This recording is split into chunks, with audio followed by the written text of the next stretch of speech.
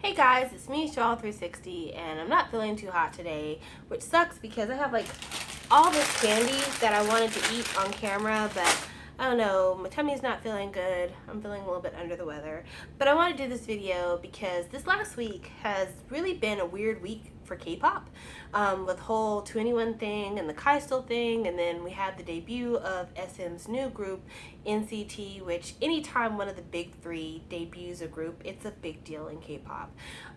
But it was weird to me this week because I felt like this was the week that a lot of K-pop fans like found out how old they were. If that makes any sense to you, I'll explain.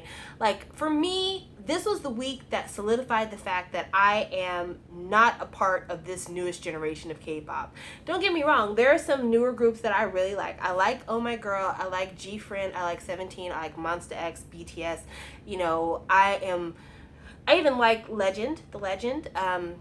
But groups like Astro, Impact, Romeo, CLC, Sunamu, some of these other newer groups, I can't really vibe with. Even Cosmic Girls, which I thought I was going to love because I generally love most things Starship, I haven't really been able to connect with them. And I feel like that might change though. I really do. I feel like if I give myself enough time, I'm going to embrace them. But just right now, it's not linking up. But yeah, I look at that. I look at like the lack of buying that I've done. If you look at my channel, it's been pretty bare there lately because I really haven't bought a lot of new stuff. That and a lot of stuff I've ordered hasn't come in yet. I don't know what's going on with the postal service, but things are taking forever.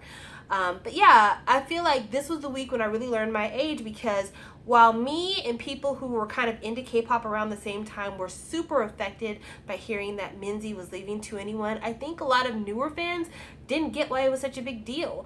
And while a lot of newer fans were really talking about Produce 101 a lot this week, I'll be honest with you, I haven't watched the show. I don't know anything about these girls. And that is another thing that let me know kind of what my age is in K-pop. And I don't know, it's kind of been double sad for me. Number one, because I wonder if maybe my time in K-pop is starting to come up. I'm not saying it's going to be now or tomorrow. It might be another couple of years.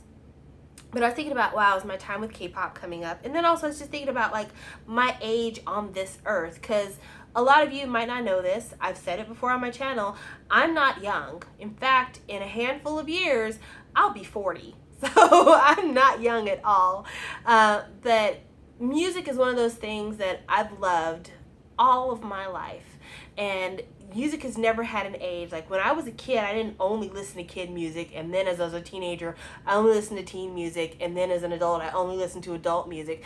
Music has never had an age or a boundary for me. I've always loved all kinds of music. I loved Garth Brooks when I was younger.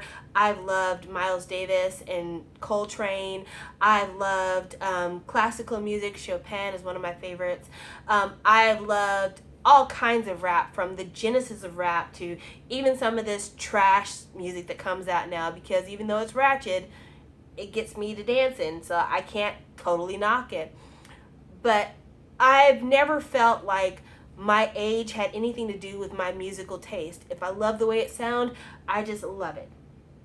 But with K-pop, I think because of the time I came into K-pop and kind of the kind of music that K-pop was doing was so matched up with my personal taste, I really felt like I was young when I got into K-pop. When I really got into K-pop, because I knew about K-pop for a couple of years, but in 2012, that's when I really got into K-pop. When I really got into K-pop, I felt like everybody that was coming out was doing stuff that I liked. Even if they weren't like a bias group or somebody I was buying music for, I still really liked the majority of the stuff that was coming out. The style was very me, and part of it might have been because a lot of that style is reminiscent of like 90s boy band stuff, and I was a little bit younger then, whatever.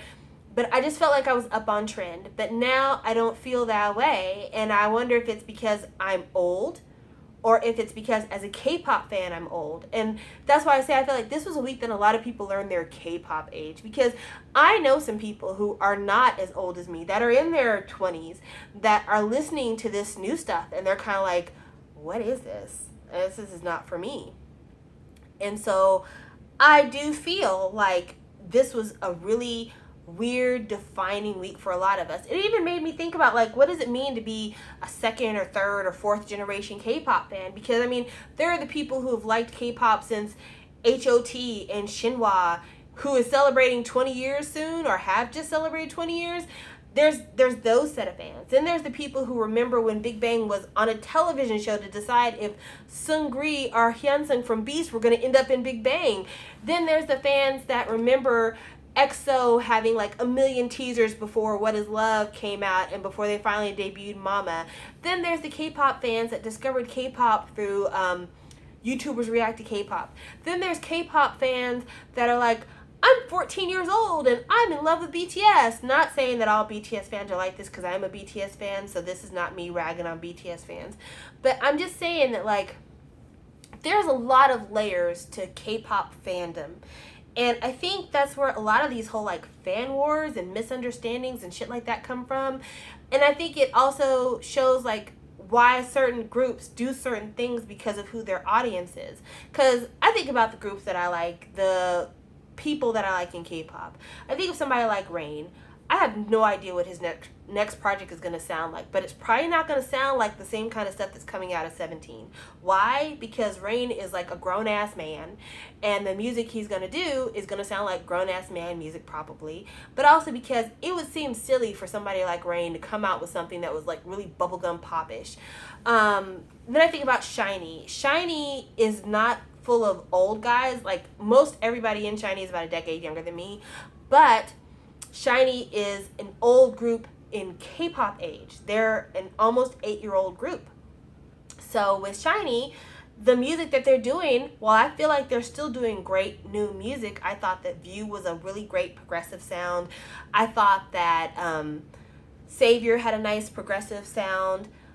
But at the same time, they've got songs on their album, like Married to the Music, that sounds like a Michael Jackson song. And Michael Jackson's been dead for a while, so that lets you know how old that style of music is.